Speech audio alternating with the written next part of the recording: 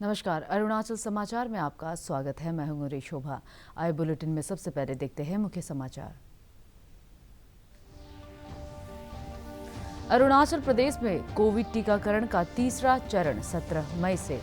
इस चरण के लिए 18 से 44 आयु वर्ग के लोग 15 मई से टीकाकरण के लिए कोविन पोर्टल पर कर सकते हैं registration. Serum institute of India से 20,180 डोज मिलने के बाद सरकार ने लिया है यह निर्णय। देश भर में पिछले 24 घंटे में कोविड के 3,62,727 नए मामले, 3,52,000 से अधिक रोगी हुए स्वस्थ। अरुणाचल में दर्ज किए गए 279 नए मामले और 108 रोगी हुए स्वस्थ। बुधवार को प्रदेश में कोविड से एक मौत के बाद मरने वालों की संख्या 69 हुई। मेयर तामे फासांग ने ईटानगर में आयोजित एक कार्यक्रम में प्रधानमंत्री गरीब कल्याण अन्न योजना के तहत राशन कार्ड धारकों को प्रति व्यक्ति 5 किलो मुफ्त चावल वितरण कार्यक्रम का किया शुभारंभ। कहा, कोविड की दूसरी लहर में इस योजना से गरीबों को मिलेगी राहत।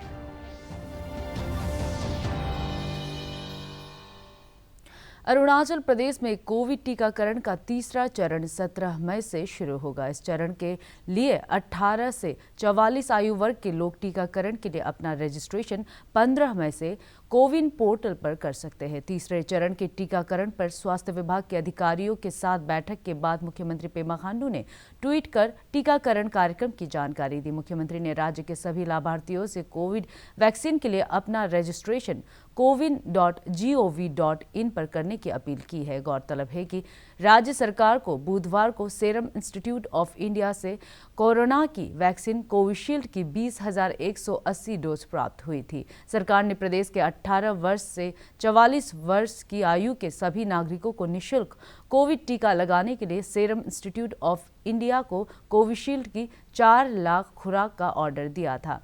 राज्य आपदा प्रबंधन विभाग ने प्रदेश में कोविड से संबंधित बकाये के भुगतान के लिए करीब 66 करोड़ रुपए जारी किए हैं, जिसमें से तोमो रिबा स्वास्थ्य और चिकित्सा विज्ञान संस्थान को 29 करोड़ 15 लाख रुपए, राज्य के सभी जिलों के लिए 19 करोड़ 28 लाख रुपए और रैपिड एंटीजन टेस्ट किट्स की खरीद के लिए 17 करोड़ 97 लाख रुपए शामिल है। अरुणाचल प्रदेश में पिछले 24 घंटे में कोरोना से एक रोगी की मौत के बाद राज्य में इस महामारी से मरने वालों की संख्या बढ़कर 69 हो गई है। राज्य में बुधवार को कोविड की दूसरी लहर से सर्वाधिक 279 नए मामले सामने आए और 108 रोगी स्वस्थ हुए। देश में कोविड के सक्रिय मामलों की संख्या बढ़कर 2,094 हो गई है और रिकवरी दर घटकर 89.63% रह गई है। राज्य भर से पिछले 24 घंटे में कोविड जांच के लिए 3,334 सैंपल एकत्र किए गए। बुधवार को दर्ज किए गए मामलों में ईटानगर राजधानी क्षेत्र से 73, लोअर सुबनसिरी से 35, लोहित से 33, नामसाई से 24, पापुमपारे से 20, ईस्ट सियांग से 19, लोअर दिबांग वैली और वेस्ट कामेंग जिले से 16, चांगलांग से 14, तवांग से 9, कुरुंग से 4, लोअर सियांग से 3, वेस्ट सियांग, तिराप, दिबांग वैली और अंजाव से 2, अपर सियांग, पाके केसांग, क्रा दादी, ईस्ट कामेंग और अपर सुबनसिरी जिले से 1 मामले शामिल है। जबकि स्वस्थ हुए रोगियों में ईटानगर राजधानी क्षेत्र से 40, लोअर दिबांग वैली से 11, लोअर सुबनसिरी से 10, पापुमपारे से 9, चांगलांग से 7, वेस्ट कामेंग से 6, नामसाई, लोहित और दिबांग वैली जिले से 5, तिराप और ईस्ट कामेंग से 3, ईस्ट सियांग, तवांग, लोअर सियांग और पाके केसांग से 1 रोगी शामिल है। स्वास्थ्य निदेशालय से प्राप्त सूचना के मुताबिक ईटानगर के चिंपू में स्थित डेडिकेटेड कोविड अस्पताल में 29 beds, state quarantine facility Lekhi में 302, पापुमपारे जिले से डेडिकेटेड कोविड हेल्थ सेंटर मिथु में 11, डेडिकेटेड कोविड अस्पताल पासीघाट में 35 और डिस्ट्रिक्ट कोविड हेल्थ सेंटर्स में 462 बेड्स उपलब्ध है। देश में अब तक 17 करोड़ 72 लाख से अधिक कोविड टीके लगाए जा चुके हैं। कोविड वर्किंग ग्रुप ने कोविशील्ड की 2 खुराकों के बीच अंतराल को बढ़ाने के प्रस्ताव को मंजूरी देते हुए इसे बढ़ाकर 12 से 16 सप्ताह कर दिया है। स्वास्थ्य मंत्रालय के अनुसार देश भर में पिछले 24 घंटे में कोविड के 3,62,727 नए मामले सामने आए और 3,52,000 से अधिक रोगी स्वस्थ हुए। इस दौरान कोविड से 4,120 रोगियों की मौत होने से देश में इस महामारी से मरने वालों की संख्या 2,58,000 हो गई है। देश में कल 18,64,000 से अधिक कोविड नमूनों की जांच की गई।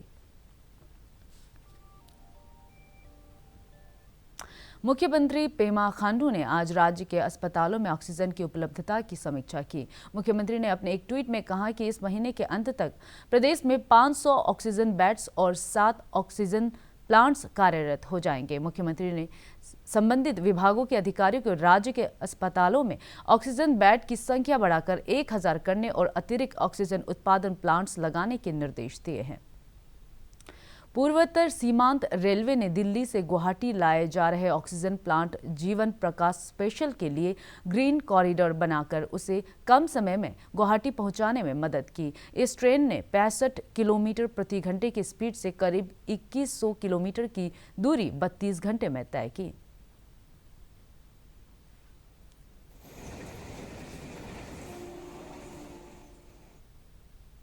ईटानगर नगर निगम के मेयर तामे फासांग ने आज राजनिवास फेयर प्राइस शॉप की पी सेक्टर ईटानगर में आयोजित एक कार्यक्रम में प्रधानमंत्री गरीब कल्याण अन्न योजना के तहत राशन कार्ड धारकों को प्रति व्यक्ति 5 किलो मुफ्त चावल वितरण कार्यक्रम का शुभारंभ किया। इसके तहत मई और जून महीने में राशन कार्ड धारकों को 5 किलो प्रति व्यक्ति की दर से मुफ्त राशन मिलेगा। प्रधानमंत्री नरेंद्र मोदी ने कोविड की दूसरी लहर के मद्देनजर गरीब और कमजोर वर्ग के लोगों के लिए 2 महीने PMGAY के तहत राशन प्रदान करने की घोषणा की थी।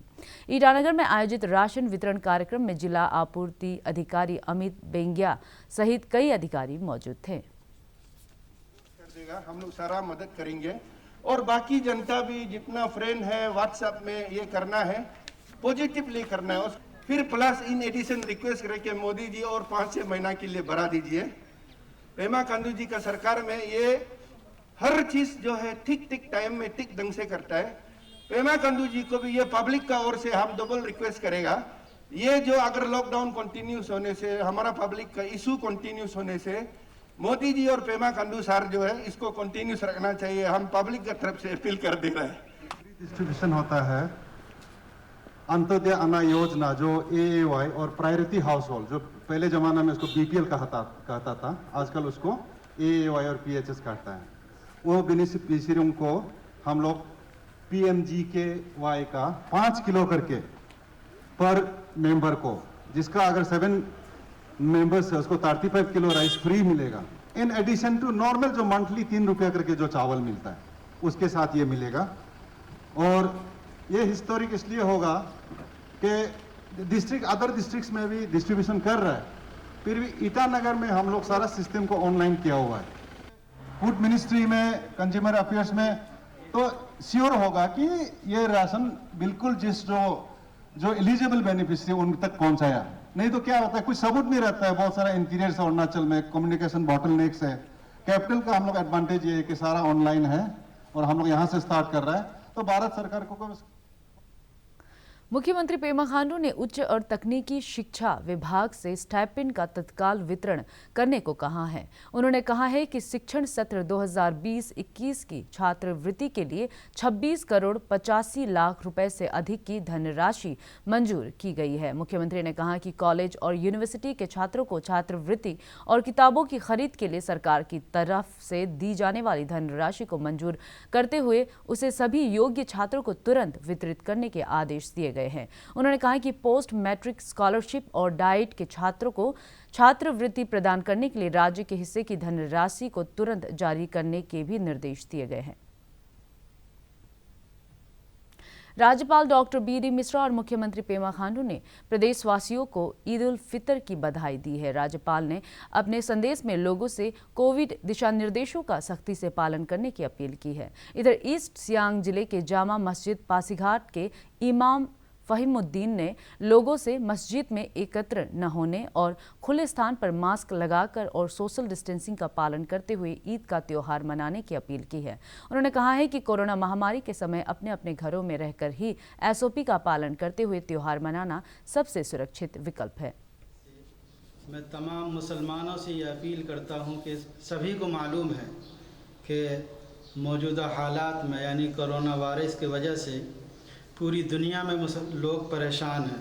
इंसानियत के लिए बीमारी ख़तरनाक है और लाखों लोग मर चुके हैं और इसकी वजह से मुल्क में लॉकडाउन लगा हुआ है।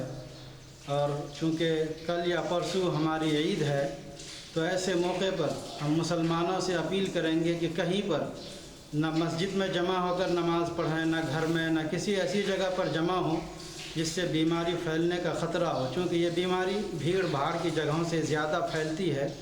इसलिए सरकार की तरफ से जो गाइडलाइंस है, यानी सोशल डिस्टेंस बनाना और सैनिटाइज़र का इस्तेमाल, फेस मास्क और जो कुछ भी रूल्स हैं, गाइडलाइंस है, उसको फॉलो करना, ये हम तमाम के लिए ज़रूरी है। इसलिए कि इससे हम खुद बचेंगे और दूसरे लोगों को भी बचाएंगे। और इस्लाम का ये बहुत बड़ा पैगाम है कि इंसानियत को बचाना इस्लाम की सबसे बड़ी तालीम है। इसलिए हम अपने ईद को मनाएं, लेकिन घर में रहकर, घर में ही नमाज़ पढ़ लें, ना मस्जिद में ना किसी और जगह इकट्ठा हो। तोमो रिबा स्वास्थ्य और चिकित्सा विज्ञान संस्थान ट्रिम्स नाहरलगुन में शुक्रवार से सुबह 10 बजे से शाम 6 बजे तक ई संजीवनी ओपीडी प्लेटफॉर्म पर चिकित्सक उपलब्ध होंगे। कोविड महामारी के दौरान राज्य के प्रत्येक व्यक्ति को ऑनलाइन मेडिकल सर्विस कल से शुरू होगी। मुख्यमंत्री पेमा खांडू ने अपने एक ट्वीट के माध्यम से होम आइसोलेशन में रह रहे लोगों से इस प्लेटफॉर्म का उपयोग कर शरीर में दिख रहे लक्षणों पर चिकित्सकों की सलाह लेने को कहा है। ईटानगर राजधानी क्षेत्र के जिला उपायुक्त तालो पोतुम और जिला चिकित्सा अधिकारी मनदीप परमे ने बुधवार को लेखी में स्थित स्टेट क्वारंटीन सेंटर का दौरा कर उपलब्ध सुविधाओं का जायजा लिया। जिला उपायुक्त ने कहा कि इस सेंटर में आइसोलेशन में रह रहे कोविड रोगियों से मिलकर उनकी शिकायतों को दूर करने का प्रयास किया जा रहा है। श्री परमे ने राजधानी क्षेत्र में कोविड टेस्टिंग, ट्रीटमेंट और आइसोलेशन की सुविधाओं के बारे में जानकारी दी।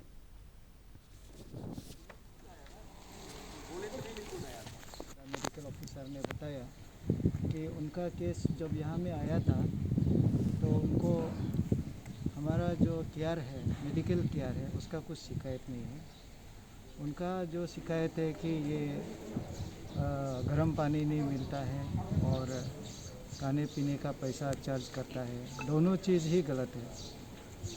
अभी आप लोगों को ये दिखाया है कि उन्होंने जो पानी गर्म करने का जो सस्पेंड जो केतली है, केटल को भी उन्होंने यहाँ से चोरी करके लेके चला गया। उसका बाद हमारा यहाँ का डॉक्टर ने उनका काउंटर पार्ट को पूछा है कि वहाँ में वो चोरी करके लेके आया है कि नहीं, तो वहाँ से अभी फ़ोटो खींच के भेजा है वहाँ से, और मीरपुर सेंटर में रेफर किया गया था। तो ये है गर्म पानी करने का इलेक्ट्रिकल केटल है जहाँ आप पानी गर्म करके ले सकता है, तो इसको भी उन्होंने लेके चला गया। तो हमारा ये एक्चुअली 1200 का कैपेसिटी है, लेकिन फिलहाल तो यहाँ 1-200 तो आराम से यहाँ हम लोग एकोमोडेट किया जा सकता है। एकोमोडेशन के लिए 300 रुपया में हमारा यहाँ जो भी सैनिटरी स्टाफ्स है, हमारा यहाँ जो केयर टेकर्स है, और यहाँ में जो जितना मेंटेनेंस के लिए। Arunachal Pradesh energy development authority के सहयोग से ईटानगर के इंदिरा गांधी पार्क में बुधवार को जिला प्रशासन ने हमारा अरुणाचल अभियान के तहत 25 सोलर स्ट्रीट लाइट्स लगवाया। ईएसी दातुम गादी के निगरानी में आईजी पार्क में सोलर लाइट्स लगाए गए। उन्होंने बताया कि जल्द ही पार्क में हाई मास्ट लाइट्स भी लगाए जाएंगे। जिला उपायुक्त तालो पोतुम ने Indira Gandhi park solar street lights लगाने के लिए अपेड़ा के प्रति आभार व्यक्त किया। उन्होंने आशा व्यक्त की कि इस व्यवस्था से आईजी पार्क में गैर कानूनी गतिविधियों पर लगाम लगेगी। श्री पोतुम ने लोगों से सार्वजनिक संपत्ति की सुरक्षा में प्रशासन के साथ सहयोग की अपील की। अरुणाचल समाचार के आज के अंक में इतना ही। जाने से पहले आप सभी से अनुरोध है कि कोविड-19 के दिशा निर्देशों का पालन करें, हमेशा मास्क लगाएं, बार-बार हाथ धोएं और सोशल डिस्टेंसिंग के नियमों को मानें। कोरोना महामारी से बचाव के लिए आपका वैक्सीन लगवाना भी ज़रूरी है। अगर आप वैक्सीन लगवाने के पात्र हैं तो ज़रूर लगवाएं। हम कल फिर हाजिर होंगे अरुणाचल और देश दुनिया की खबरों के साथ। चलते चलते आपको बताते आप अरुणाचल समाचार हमारे YouTube channel DD news Arunachal पर भी देख सकते हैं। देखते रहिए अरुण प्रभा। नमस्कार।